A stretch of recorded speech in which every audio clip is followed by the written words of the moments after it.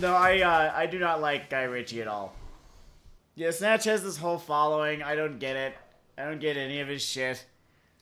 He did Lock, Stock. He did those 2 Sherlock Holmes movies. It's basically style over substance without much style. Yeah. Oh, that was good. Is that recording? It's still Yes! Okay. I am so good. Alright. So, for our book report, I'm going to pick up a thread from my solo episode with a question for you, Sam. Okay. Stand across from me. Is historical fiction for smart people? It can be. That is the correct fucking answer, Sam. It can be. Because I'm going to talk about an instance where it wasn't. And it is when Baki the Grappler's writer developed a deep, enduring fucking obsession with, I already did the Muhammad Ali thing, no, Miyamoto Musashi. Oh no. So, your first thought might be, oh, Baki the Grappler takes place in the modern day. This new spin-off series, not spin-off, I guess continuation, it's like chapters, it's managed well. Okay. I feel like it has to... Okay, conspiracy theory, I am convinced it's almost that Netflix season count thing where they don't have to pay you as much because it's a new season. Whatever, he's been doing this for a while. Baki Dou, or Baki's Style, Okay. which I read very legally, is largely about the cast of Baki the Grappler versus a clone of Miyamoto Musashi. What the fuck? The comic is very defensive about the term clone because the soul of Miyamoto Musashi has been harnessed by the shaman lady and put back in his body. This clone body that they have made of Miyamoto Musashi. So, on a scale from 0 to Dio, describe Musashi as an antagonist here. On a scale of 0 to Dio. Because if it's just him, and it's the whole fucking cast of Baki, and like, I've read Baki. I know who these motherfuckers are. So We've got some power level issues here now. here is the great thing about the creator of Baki, I want to say, which is, unless you're the United States military, which is for some reason just the whipping post of this, or a major police force, the author has a sort of enduring respect for your style and lifestyle and philosophy, up to things like pro wrestling or capoeira or what have you. Sure. And it's really just everything is very elevated to a cartoonish frontier. It's essentially a lot like classical pro wrestling. I, in fact, stand by the idea that Baki the Grappler is more like pro wrestling than actual comics about pro wrestling. Okay, interesting. And this hot new heel Musashi is brought in. And Musashi... I'm just going to refer to my notes here for a few seconds. And we're heading to spoiler town, by the way. It already was a spoiler that they resurrect Musashi and put some of its spirit into him or whatever, but... Is this just an arc of Baki, or is it a spin-off of Baki? It is essentially an entire series of, like, 200 chapters. And it's canonical? It's canonical. Holy shit. That they clone Miyamoto fucking Musashi. I don't know why I'm thinking this is more stupid than usual for Baki. It is. I actually stand by. This is... If it didn't come after a thing called Pickle, which is a separate set of spoilers, which I'm just going to go into now. Pickle was a frozen caveman. Well, actually, I guess pre-caveman, like a humanoid from the dinosaur era who fist-fought dinosaurs. And the idea was have martial arts advanced far enough. You guys should watch more anime. You guys should watch more anime and read more manga. I think it could only be helpful to you. I'm dancing around a few ideas here. Because there are a few things of note that I just want to talk about this. Sure. First off, you talk about the scale to Dio. Yeah. A solid 8.5. He's fucking great in this. Because first off, there was one intelligent... Okay. I should be more fair to this than that. I want to say that throughout all of Baki Dou, or Baki's style, which is divided into two parts, this whole first part, there are 3 straightforwardly intelligent, not even in the ironic, this is crazy ideas in there. Okay. And one of them is the sheer alienation that a man out of time feels. Sure. That's a classic narrative element. You know, your Captain Americas and other things.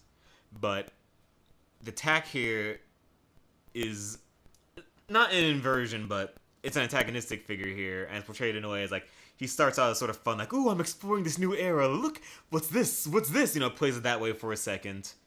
But this guy is from an era where everything is just about death, and your willingness and ability to either dispense it or avoid it. Mm-hmm.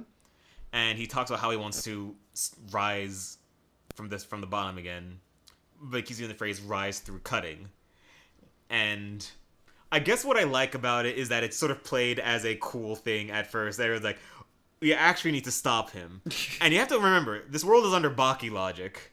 So someone in contention for history's best martial artist running around is actually a national security threat. it's like a civilizational problem, which is fucking hilarious. That's when the funny thing comes in again. But it's also played against this mental idea that he's going to rise through cutting is actually nonsensical. This weird reality ensues thing happens here where it is established and underlined, and he states that he understands this, that the world does not work that way anymore. You can't just beat up enough people for everyone to just be cool with the way you're acting. They'll put you down. Which, by the way, I like that, but there's one big fucking problem with it. Mm-hmm. It is totally inconsistent the way they treat Yujiro, who has totally risen through cutting. And I should make a note. Yeah. Right here.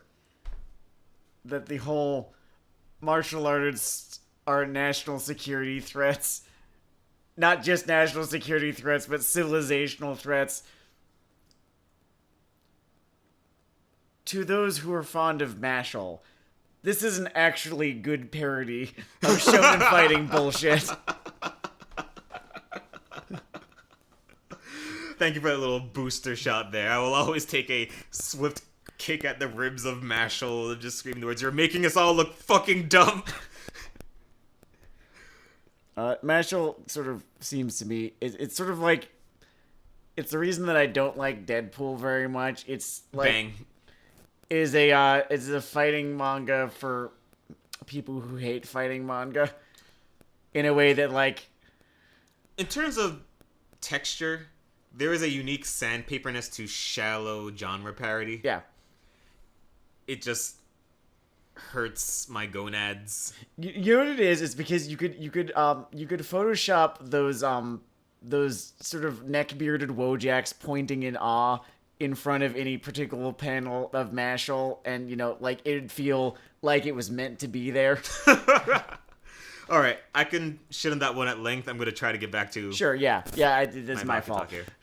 So, there's Musashi here, and everyone is sort of hyper-reverential of this whole thing, and they sort of do the hot heel reservoir. He basically goes through, like, the pet main cast one person at a time before, you know, the inevitable second confrontation of Baki Boy, right? I love that this was 200 chapters. I don't even think Death Note was 200 chapters. This man is fucking crazy. That's also worth noting. So, 200 chapters. One thing that's interesting about Baki Dou is that his style sort of simplified itself, but I think it actually works. Like, he is known for his iconic hyper-muscular style, and everyone is still rendered with that loving detail to muscle, but he sort of picked up more of, I don't know, cartoonish tricks for rendering it and putting these out in a human amount of time without dying or learning to hate the page the way the Hunter x Hunter guy inevitably did because they worked him like a fucking slave. That's good. Good for him. Good for him. Find a way to love your work, Yeah, people. like he found a balance there. That's good. Sometimes you just walk up to your editor and say, "This comic is about Musashi now and how you'd interact with the modern world." We need to cut to the inevitable question here. Mm-hmm. Yo, this is about, like, punching, right? Doesn't this guy use a fucking sword? This is resolved, I want to say, with 3 approaches. the first approach is dudes that say, it wouldn't be facing Miyamoto Musashi if I didn't let him use weapons. Which is a fucking insane person thing to think or say. And I love it. It makes me smile so much. The second thing, and this is an idea that's pushed for a while and then sort of abandoned because of what I think is editorial fiat. Musashi is fixated on the idea that, and it's such a Baki thing, in the same way that a master calligrapher can paint in the air with only his hands and no pen, would not the ultimate swordplay be swordless? And you're saying... This is the sort of thing that can only exist in manga. Like, this... I swear to God, you put an American or a British or anyone from the West in front of a piece of paper and you tell them to have these ideas, and it's just not going to be in their vocabulary the way that it can only be in manga. Yeah. And there is a line where this idea could suck. It might even be your mental image. Like, okay, so what? He has psychic swords now that literally cut through people? No. Because what I will always love about Baki is that the stupidity... If 10 is going too far, the stupidity in Baki is always at a 9.5. Because no. You know that fucking... How do I describe this? You know that fucking killer intent thing that's sort of a trope of just sort of Japanese action? Mm-hmm. His cutting without a blade thing is essentially... He swipes at you, you feel that you would have died, your body tenses up, you feel the pain, you have no physical damage. It's wild, it's expounded upon in an interesting way. I just really enjoy the idea. The text, yeah, no, it's fascinating, honestly. He also avoids murdering half his cast. Now that being said, and we're going straight into Spoiler Town here, I want to talk about something. Because the sort of fan favorite non-Baki, non-Yujiro dude in this series is the, like, Chinese Shaolin guy, Retsu. Who, spoilers, Hyper Spoiler Town, bites it against Musashi. So it's like, I want to put up, like, the history of Chinese weapon arts up against this guy. And then you're like, oh wow, it's sort of a class of civilizations. I wonder who's going to win this. And then you read the name on the cover. It's like, oh, okay. So this fan favorite character ends up getting gutted by Musashi. Not against that. Classic way, you know, build tension, build heat. Also, I don't know, an action thing running this long, you need to kind of build the idea that life and death stakes matter on some level. Mm-hmm. And that's fine. Here's where I take legitimate issue of this thing. Because there's a sort of camaraderie they portray of a sort of fight-fixated, bandit-brothered way between, like, the pet cast. I call the guys who recur the pet cast, and it's just a stupid Dennardism. Okay. A lot of the expressions I use people are not real expressions. There are words that just come out because I'm saying them. Yeah, a lot of the time, I will do similar things. No one knows what the fuck I'm talking about. It is deeply confusing. I hope you guys have gotten used to it over time. And it just really bugs me. A, because the guy's a fan favorite. B, because he basically nursed the main character back to health earlier in the series. Baki does not give a fuck that this guy basically gets murdered in cold blood. Like, he cares about it in terms of, I don't know, like if you saw an interesting game of baseball reverse itself. It's like, oh man, the Mets really came back from behind there. That was crazy. I really wanted the Orioles to win that one, you know? My best friend in that death duel. And it's the same problem. I think it's the same problem in the portrayal of Baki that he has this girlfriend that's important for like 400 chapters of this series. Mm-hmm. And just does not exist in the 300 chapters of Baki Dou. I can only assume that... I'm thinking of, I recently played through the Mass Effect trilogy again, and sometimes in the DLCs, a character will show up but not have any lines because Seth Green was not available to record lines for that DLC that day. Bang. It is like that, and it just mystifies me, and it gets weirder because the author must understand how human emotions work, because a different member of the pet cast later does give a fuck that that Musashi killed this guy, and in fact fights him because of that. And I'm trying to figure out, because Baki is supposed to be this fucking sort of heroic dude who cares about things. That's the difference between him and his father. But it's just this very specific case. I don't know Retsu has been shitting in his soup off panel at random intervals. It is mystifying to me just on a character writing set point, and Baki has always had the consistent problem that Baki is the least interesting character in Baki. That's a risk that you often kind of take when you have an ensemble-based series like this with just such a interesting spread of weird assholes. It's true. There's often a structural, either, I don't know if it's a need or just a habitual tendency, like we all are part of an intellectual legacy when we're writing, whatever, but the usual strategy in these situations is sort of make your main character neutral milk so that there's a reference point for everything. Well, some of my favorite series are the ones that avert this successfully. Paranatural? Yeah. Fucking love how Paranatural goes about that, where its main character is just this deeply depressed sarcast who's like the least normal person that you can imagine. Has, relatable motivations and such, but is not at all, just a, milquetoast human being. Paranatural is great. I would honestly... It's our show, so we can do it anyway. I was gonna say it deserves an episode, even though not technically manga or whatever, but... We could just do it. I mean, the guy is clearly super into JoJo. Deeply.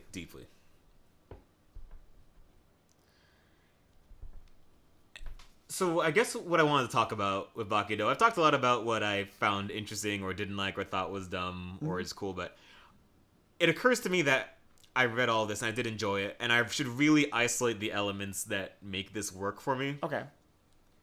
First off, I think in manga history there have been few examples of someone that as clearly loves the material he's working with or is babbling about as this guy. Like, whether it's some random rant about how karate teaches you how to turn random parts of your body into blades like a sword, which is horseshit, but he believes it, and you really believe that he believes it.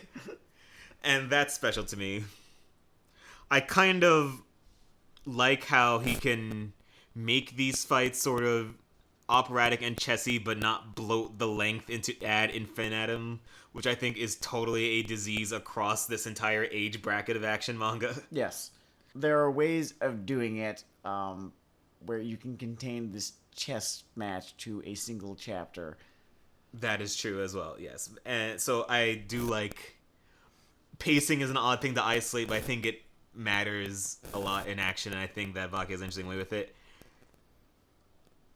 I guess I just love how voicey this whole series is. I mean, there's something that you get in books and manga and certain comics they just do not get in more collaborative efforts, where you just feel the pure person shining through. Certainly, yeah. And that has always basically been why I turn up to Baki, not because I expect to learn something. Well, you're going to learn something. You're going to learn something about the guy writing it. Exactly. He's almost a character. I do like when that happens, when the mangaka becomes something of a character in their own thing. Like, it's easiest to recognize when a manga is just absolutely fucking full of shit that the mangaka thinks is really cool. Black Lagoon's a great example. Hey. Like, he's always got, like, this new pet thing that he's thought, like, that he's been researching. He's like, hey, so here's this fascinating thing about how the Chinese military is structured. Oh, man. This is how their intelligence apparatus works, and I gotta tell you, it's wild shit. I'm overdue for a reread of that. Oh, it won't take you very long. A who? I think he's putting out new shit right now, though. Yeah.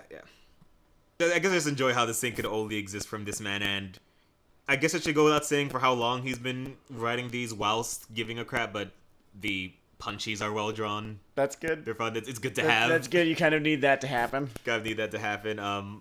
I don't know if he knows what he's doing with Yujiro anymore. I think he just needs the rating pop from Dio every now and again. So you might be wondering what this all adds up to intellectually, as I start to put Musashi back into the ground. Like, what this means to the character of Baki, what this means to the themes of Baki. And I thought about it. I thought about everything that happens on Baki Dou, all the statements about, law enforcement. There's a whole thing, by the way. Okay, this is worth noting. There's a sequence in this part of Musashi's sort of build, and just pointing out his alienation to society, where he basically ends up terrorizing and killing a bunch of cops. Okay.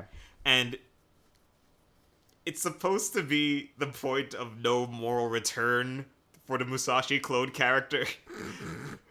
And if you are of a certain disposition, you might be saying, oh my god, this guy is my fucking hero. Look at him go. Based. Yeah, so that also happens. Based and Musashi pilled. Based and Musashi pilled, indeed. Something else I should point out in terms of why I enjoyed this, before I get back to the idea I was just ranting about. Mm-hmm. So, I don't know. Quick deviation. Dennard never does those. Quick deviation. It has its artsy moments, not in the way that someone who went to, like, grad school and paid attention has them, but someone who's just a master at drawing things and listens to way too much Joe Rogan could do something. Like, there's just a lot of fun, technical, artsy bit in terms of how things are drawn. Like, there's this runner before every fucking fight where they look at each other and they each see something different surrounding them. Like, when Musashi looks at Baki, he sees just a widespread feast, like just bowls of food drawn towards the horizon. Or when this one character who's about to get rocked by Musashi in a hilarious way, he just sees darkness behind him. Or when Musashi looks at Yujiro, or sort of Resident Dio kind of, he just sees these piles of gold mounted up. Okay. It's little flourishes like that. Cool shit like that. I like that. I like that shit. Now, I say all this shit I described. So what's the point? What's all this add up to for the characters, for the plot, all this? I wrote it down, I identified the elements, and I decided what's all that is up to. The moral of Baki Dou is do not clone warriors from the past and put their soul in it with a magic priestess. It is a bad thing to do. You should avoid that. And I think that is wisdom we can all apply to our own lives. See, I was expecting for you to just open up your Google Docs or whatever, and I just see the letters T T T T B P P P B B B B T T T T B B B P P P H P P P P T T T. And you know, I think the two we're up to discuss today are similar in that, like, in Evangelion, they talk about, you know, we sort of wall ourselves off from people instinctively because we expect to either be hurt or hurt them. Mm-hmm. But we need to have faith in that connection for anything to grow. And often when you have that faith, something can grow despite what's happened to you in the past. Yeah. And in Baki, if you take the soul of an ancient warrior and stick him into a clone so you can have a cool tournament, there will be bad consequences you didn't intend. And I think we should think about that. I'm finding that this episode is like a really great just microcosm of where you're coming from versus where I'm coming from on any given like day. It really, really is. One day, my basic goal is to become an adult like Sam. That's sort of what I'm shooting for. Are you sure that's what you want? At least dispositionally. Okay. I mean, I have my benefits too. I don't know. If I have one virtue, it's just the stupid... What's that fucking Ace Hood song? Hustle hard on loop? Yeah, you do shit until it works for you. That song does suck, but has a good message. A good message. Like, not resurrecting a samurai. It's in a modern world. He won't be compatible. It's like, you know how they have ancient germs? Mm-hmm. Don't worry about those. The ancient germ is stabbing. He thinks stabbing people is okay.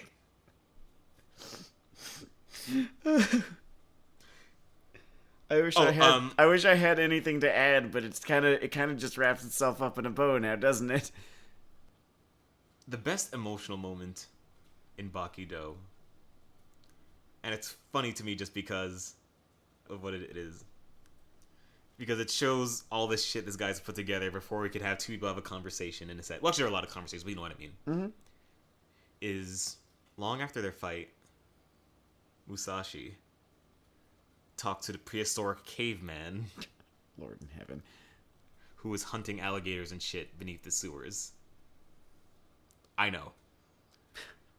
But it's a scene with two people out of time who can relate to being stuck out of time, even though one of them can't talk. But he can't talk. Yes. I guess it makes sense.